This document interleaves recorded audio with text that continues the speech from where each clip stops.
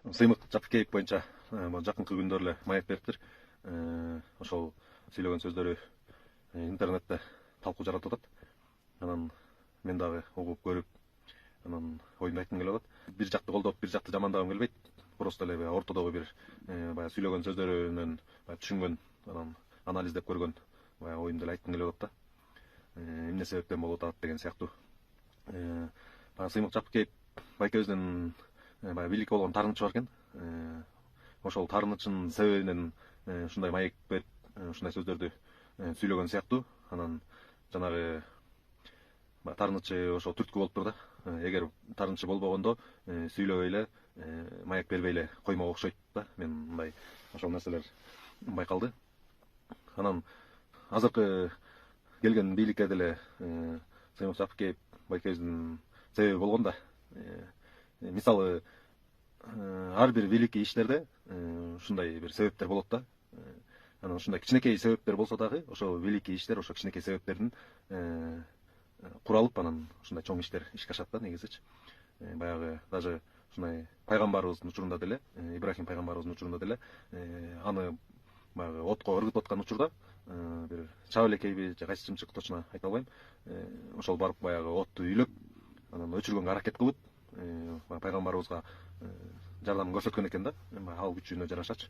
Анан ошонун себебинен ошол эки чымчыкты жараткан өзү бейишке кирүүчүдөн кылып койгон экен да. Ушундай кичинекей нерсе болсо дагы бааланат да негизи. Ушундай чоң бир великий иштерде ушундай кичинекей нерселер дагы бааланыш керек да негизи. Анан ошол эки ошол сыяктуу эле Сыймык Жапкеевдин дагы таарынычы туура эле бааланыш керек негизи. Аны баягы сыртта калды кылган бул туура эмес негизи. Эл көзүнө кылган эмгегин баалап коюш керек болчу, кичине материальный жагынан, мисалы үй берип же машина берип же болбосо акча берип дегендей элдике көргөзүп бир аз баалап анан сыйлап коюш керек болчу да негизичи. Баягы туура эмес болсо дагы себептери болду да, бир аз баягы ушул бийликтин келишине, мисалы ушундай канча деген энергиялар кетти дегендей, мисалы. Анан ошол экинисинин энергиясын баалап берип коюш керек болчу да негизи.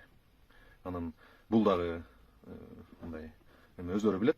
Ар жакта кандай себептер болгонун биз билбейбиз. Может, ар кандай себептердин айынан может бири-бирин баалашпай атат дегендей. Анан дагы бир нерсе, бул деген лидерский сапаттар жөнүндө, баягы лидерский качестволор. Мен өзүм лидерский качестволорду аябай жакшы билем, кандай лидерский качестволор болуш керек. Лидер канча чыныгы лидер кандай болуш керек экенин да билебиз. Анан ошол жөнүндө мындай бир аз качестволор жөнүндө да айткым келип атат да. Мисалы, биздин Кыргызстан башынан бери келгенде баягы эң биринчи президентибиз Аскар Акаев мындай лидерский качество жок болчу. Көрүнчү эмес такыр лидерский качестволор. Андан кийинки президентибиз Бакиев анда лидерский качестволору бар болчу, бирок толук эмес болчу. Ошонун себебинен баягы бийликке до конца тура албай калды да. Качество толук болбогонун себебинен. Анан ошонун себебинен баягы туура эмес нерселерге азгырылып кетет да.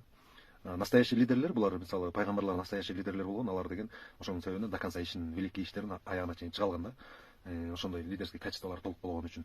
Андан кийинки президентибиз Алмазбек Атамбаев, мисалы, анда деле лидерский качестволор бар болчу, бирок ал дагы толук эмес болчу да. Ошонун себебинен баягы мамлекетти мындай эффективный мындай ошонун себебинен дагы мындай бир аз туура эмес иштер болуп калды да негизи. Контроль жакшы болбой калды дегендей. Анан кийинки президентибиз Сооронбай Жээнбеков, анда дагы лидерский качестволор көрүнгөн жок. Анда да жок да лидерский качестволор. Ошонун себебинен эле баягы ишин алып бара албай калды да. Андан кийинки президентибиз бул Садыр Жапаров, мында да лидерский качестволор бар, бирок дагы толук эмес болуп атат да. Качестволору башка президенттерге караганда жакшыраак, бирок толук болбой атат да. Ошонун себебинен дагы ушундай жаңылыштык нерселер болуп атат да. Анан баягы лидер деген эмне болуп алат? Толук лидер кандай кылат дегенде, толук бүт качестволору бар чыныгы лидер бул деген эч качан жакшылыкты унутпайт да. Эч качан кичинекей нерсе болсо дагы ошол эки жакшылыктарды баалап, баасын берип, бүт баарын ордуна коюп, ошондой нерселерге көңүл бурат да негизичи. Аны көмүскөгө калтырып, аны четке кагып, анан лидер деген, чыныгы лидер деген бүт кылган иштердин баарын өзүнө менчиктеп албайт эч качан. Бул чыныгы лидер деген башкаларды өстүрөт да. Башкаларды, кишилерди мындай бир нерсеге көзү жетип, алы жетип, бирок иш кыла албай аткан болсо, алдыга жыла албай аткан болсо, ошолорду алдыга жылдырып, өстүрүп, эч качан басынтпайт чыныгы лидер. Ушундай наоборот ошолорду жакшы жактарды өстүргөнгө аракет кылат да. Анан туура жактарын баалап берет чыныгы лидер. Ошондой ошолорду бүт баарын ордоруна коет. ошондо гана чыныгы лидер боло алат да, ошондо гана өзүнүн жолун баягы великий иштерди кыла алат да чыныгы лидер. Эгер андай нерселерге көңүл бурбай, жанагындай мелочтарга көңүл бурбай калган боло турган болсо, ал чыныгы лидер боло албай калат да. Иши алдыга жылбай калат. Ишин аягына чыгара албай калат. Анткени ошол эки кичинекей нерселердин баары куралып келип тоскоолдук жаратат. Ошол эки кичинекей нерселерди, мындай жакшылыктарды баалап, чыныгы лидер ошондой нерселерди ордоруна коюп баалай турган болсо, ошол эки кичинекей нерселерден куралып келип, анан чоң бир великий иштер болот да. Ошол великий иштер аягына чыгат.